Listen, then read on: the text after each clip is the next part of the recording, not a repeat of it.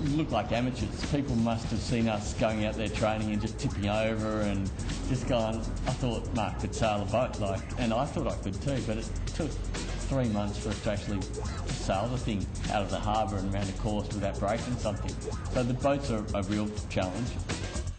The boat wasn't to be the only challenge, as Mark took on one of the most colourful characters in sailing, Nick Partridge. We've got launching down pat, so just got to work on the sailing a bit more now. It's good fun. Nick, what can I say about Nick? He lives life pretty hard, actually. Part of my job is to keep Nick under control. Right, start the whole thing again. Probably without Mark there, I might take it a bit too far and not take it quite seriously enough. As a sailor underwater, he's fantastic. He's sailed in the America's Cup, he's sailed on boats all around the world. He's got a huge amount of experience.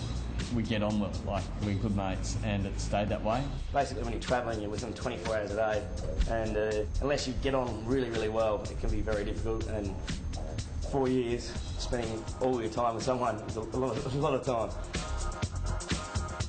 With fierce competition for the one Australian spot in Athens 2004, there are no guarantees Mark will make the next Olympic Games. He remains philosophical. You don't want to be 40 or 50 years old and sort of think, well, hang on, I was as good as those people, or I just didn't give it a shot. It's not just about the goal, it's about the journey getting there, and it's about learning all the things on the way.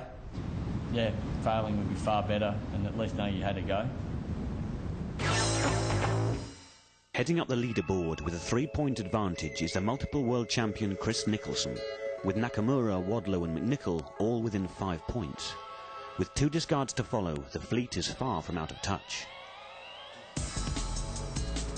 The racing continued with a physical short course. The leading pack bunched as Nicholson and Boyd nosed out through the leeward gate, opting to head out on port tack, whilst current 29er world champion McNichol hooked in on starboard. When they drew back together at the windward mark, it was McNichol and Harris that carved out a lead and held on to take their first race win. Oh, you know, we've gone 4-3-2-1 now, so I don't know what we can't come up with a 0, but we'll try and come up with a few more ones, see what we can do. An over early in race 2 saw McNichol's hopes of back-to-back wins vanish, whilst homegrown rivals Turnbull and Partridge took a ballsy high line toward the upwind mark. As the main fleet approached, led by the Danes, Turnbull and Partridge closed in, squeezing through to shut them down and take the lead. Smooth crew work found the Melbourne duo cementing their position at the front of the field.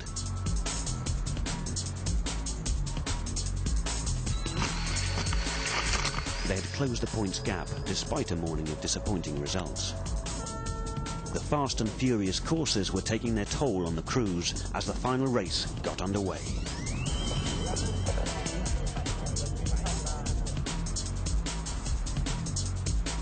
The Japanese, who had been enduring a trouble-fraught afternoon, were first to hoist their spinnaker around the windward mark.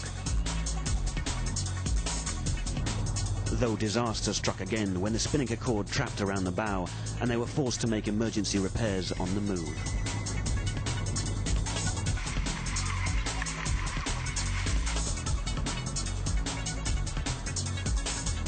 Nicholson didn't wait to be asked twice and capitalised by taking the lead and the eventual win.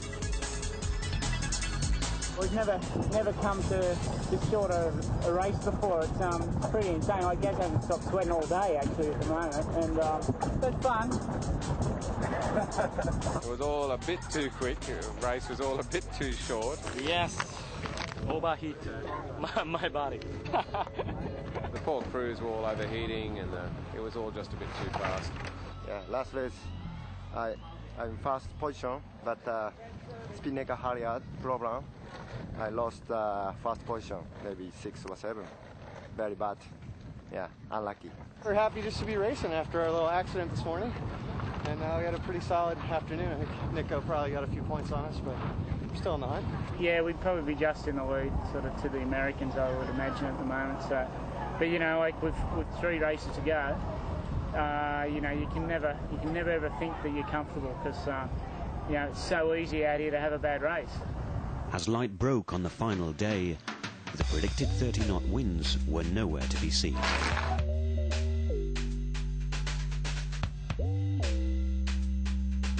Yeah, this is it. Lightest day yet. Final 3 races. It'll be pretty tricky. I think it's more like 6 knots than 30 knots, but but I think it'll be good racing, 3 races, and we'll go for it. Boyd and Nicholson had extended their lead to a comfortable 6 points. Their added weight had served them well in the strong breeze, though with only 6 knots on offer, they could ill afford too many bad results. No, we'll be all right.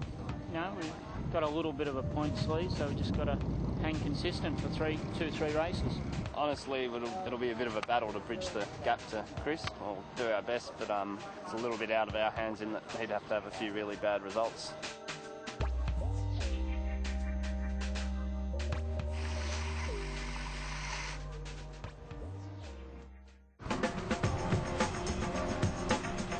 As final racing commenced, the Nicholson boat was clearly struggling to step up the gears. It would be a tactical morning of racing, and at the upwind mark it was the black spinnaker of Turnbull and Partridge that was first to take shape.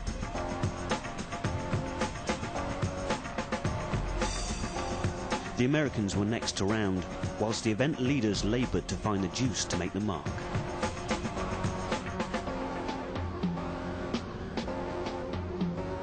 The gap was beginning to close as the skiff guru posted his worst result of the contest. Race 2 seemed an almost carbon copy of the first, with Turnbull taking initiative and Wadlow and Spalding hanging close in their wake.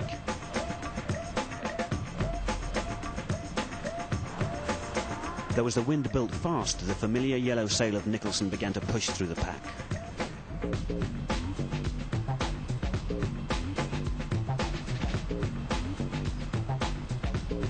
The event leaders were soon closing in on Turnbull.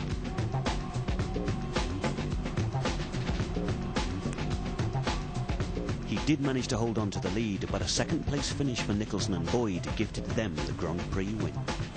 For the final race, attention shifted to the battle for second place, with consecutive wins for the Melbourne crew placing them within reach of Team USA. With the breeze picking up to between 15 and 20 knots, it was the event winners way ahead of the field. A second-place finish for Turnbull and Partridge may see them jump the rankings. But it was the successful new pairing of Nicholson and Boyd that made them the crew to beat, entering the Olympic selection in 3 months' time. After the first race, it brought the points right back really close, with the Americans having a very good race. So that made it very interesting for the next 2, and we were fortunate enough to get on top of them in the previous 2 races. They may think we've got some experience in the class, but we've got a lot of improving to do, and we're going to get better than this.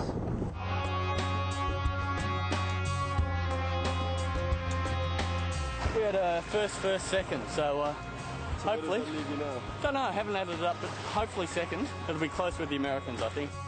In the final standings, an incredible afternoon of racing takes Turnbull and Partridge remarkably from 5th to 2nd place, squeezing out the Americans. But it's Nicholson and Boyd that top the table. Mark and Nick sailed a good last day and passed us, but you know, that's racing. Our first major regatta in Australia, sail Brisbane, so that's in the start of December. So we've got another 2 months to lift our game even further, and with a bit of luck, maybe extend some better points on the rest of the fleet.